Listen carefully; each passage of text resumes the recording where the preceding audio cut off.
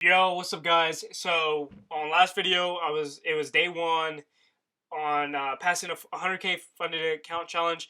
Basically, this whole like process, this whole video thing is just to show you guys that hey, it's not impossible to pass a funded account as long as you have proper risk management, proper emotions. I mean, all of it ties in together, right? Obviously, but as long as you have a proper risk management, a proper control on your emotions, and a decent strategy that's at least going to give you the wins that you need, right?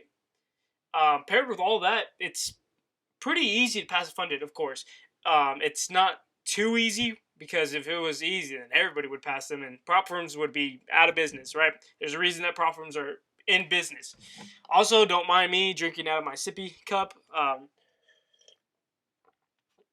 have like a little throat. I'm getting a lot better now, though. Feel a lot better now, at least. But still have a little like itch in my throat. So you're gonna see me drinking a lot of water throughout this video, maybe. I also got my smart water just chilling here. Anyways, so let's get straight into it, right? I'm just gonna move over my camera.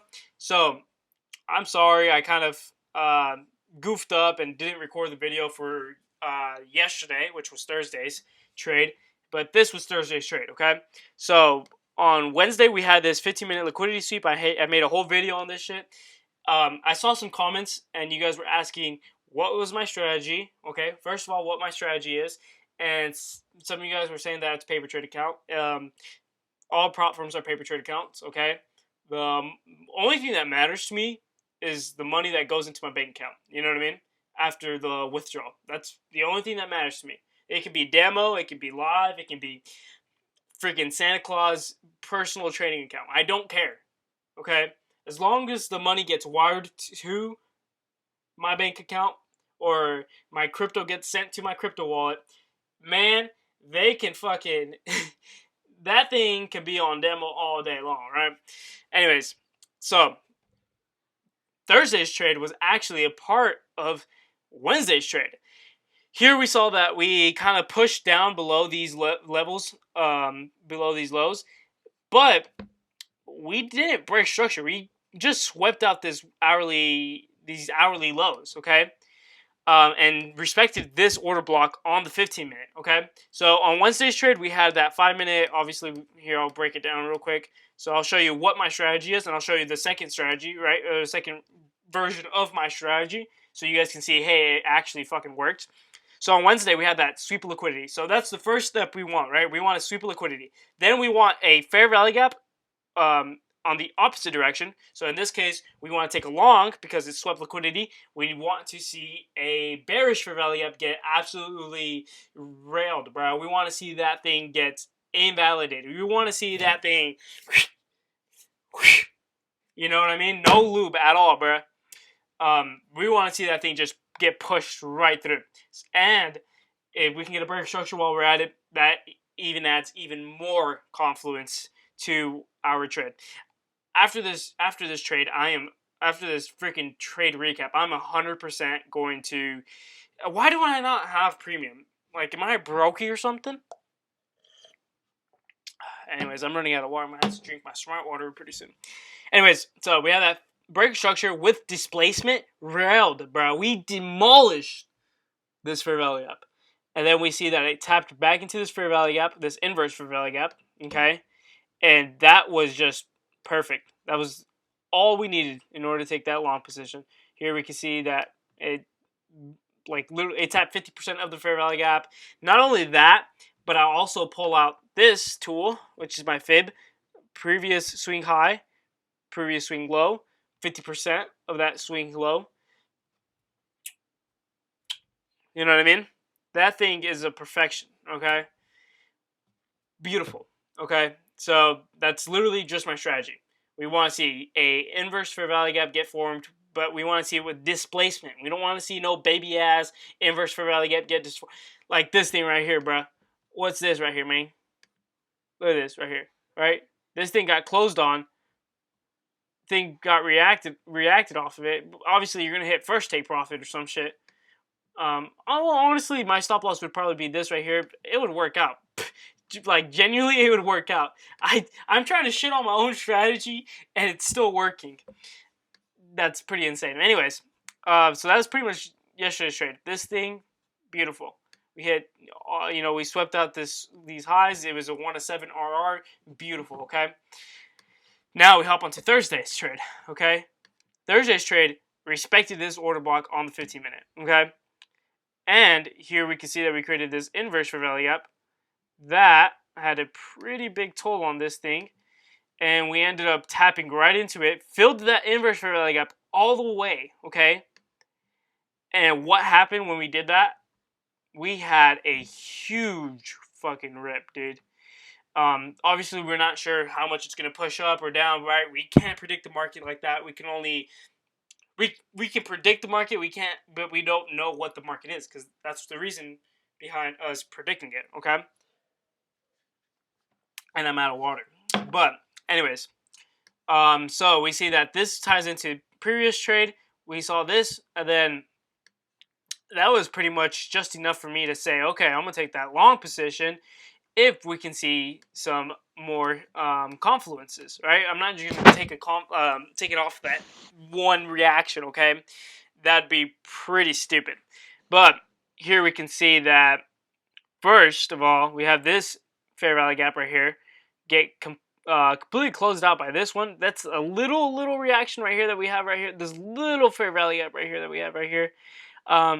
Personally, me, I don't really like that. I don't think that's enough confluence, but lined up with this also 15-minute, okay? Here we can see that we completely closed out that fair value gap, created this inverse fair value gap.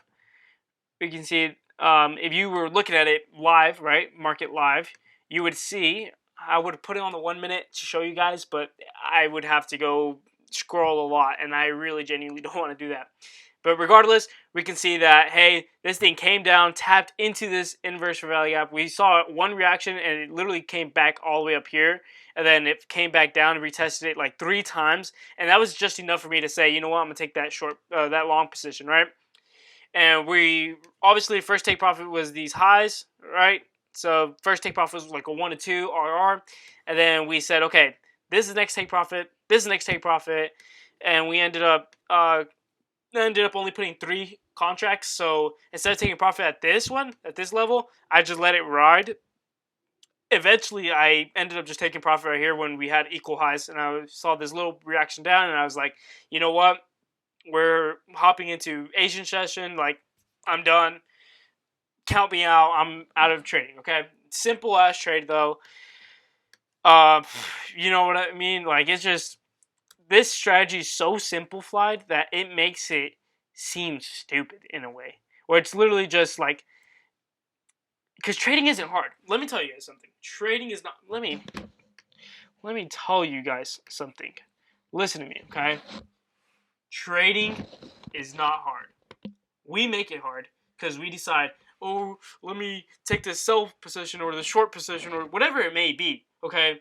We decide to make it hard on ourselves because we're emotional fucking monkeys, where our brains aren't fully developed to understand we'll make that money back, we'll make that money tenfold, okay? Because there's a reason for 1-3 RR or 1-2 RR, risk to reward, whatever you want to call it. Point is, if we stick to our plans, there's no way to fail. There's literally no way to fail. Even if you flip a quarter when market opens and tails sell and heads buy, as long as you have good psychology and a proper risk management, you'll be profitable. And I forget, it was ICT that said that. Okay, I see these stupid Instagram quotes on my For You page all the time. It's kind of stupid. Anyways, so really quickly, we're going to go over Friday's trade, or today's trade, right? It's a little later now in the day. Today's trade, so this trade, by the way, made me like $2,500. I ended up losing $1,000 in the morning trading Friday.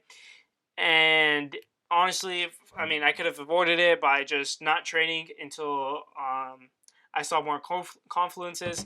I think what I lost on was that I was trying to take a short right here off of this breaker structure, and I ended up just getting absolutely wrecked up here. I think that's exactly what I traded, because I said, oh, this fair value gap got invalid, which was stupid, right? I thought to myself, this fair value gap got invalidated. We have this little fair value gap right here. I'm gonna enter off of this wick. We saw this wick come down, and then a man got absolutely sniped out of his trade. Okay, but like I said, I only lost 1%, so it really wasn't a big deal. Then we saw this right here. We saw this come down, and then we saw this push back up. Hop on the 5-minute. You can probably see a little bit better on this. Here, I saw this 5-minute breaker structure to the upside, and then I thought to myself, what was I thinking to myself? Oh yeah, the trade was literally so simple. It was just this inverse fair value gap. Okay, we saw it completely get invalidated by this thing. It came back down, retapped into this inverse fair value gap after it got annihilated, and then we just seen this little push up, a little big push down. I was still in my position. I didn't close out, and then ended up hitting take profit 1, which was just as simple as 1 to 2 risk to reward. Terrible trade. I shouldn't have taken it, and I want to hold myself accountable. Shame on me. Okay, shame on me. That was a terrible trade to take. Had I not been live on Discord and trying to give you guys a somewhat decent trade, I wouldn't have taken this trade at all, to be honest with you guys. I wouldn't have taken it. And it's simply for the fact because this is just range and chop like a mother trucker, bro. It was stupid to take it, and I would not take it again. Anyways, I've been really on S&P. I haven't really traded NASDAQ. NASDAQ hasn't gave me as good entries as S&P this week. But you never know, right? Markets are always changing, adapting, whatever, etc., etc., etc. Anyways, at the time of making this video, our current balance is 105,000. Let me pull it up. $105,438.17. That's our current balance. Okay, we are 1% away. Well, more like 6%. Let's just say 1%. Right, we're like 1% away from passing our funded account and getting into a live account. Regardless, I'll be on here trading live with you guys on Monday. I also started a new account on a 100K account, but it's more so I'm risking a lot. I got them connected to trade copiers and whatnot. You'll see it on Monday if you join the Discord. I think I got it at like 102,000. Or here, actually, I have it here. Yeah, this account I have $102,000 on, and then the other one I have. Can I pull it out? Where is it? I don't have it here. Okay, whatever. It doesn't matter. Regardless, that's today's video. I hope you guys enjoyed it. I hope you guys learned at least a little something from my strategy. Good luck in the markets. See you guys on Monday. Take care and peace.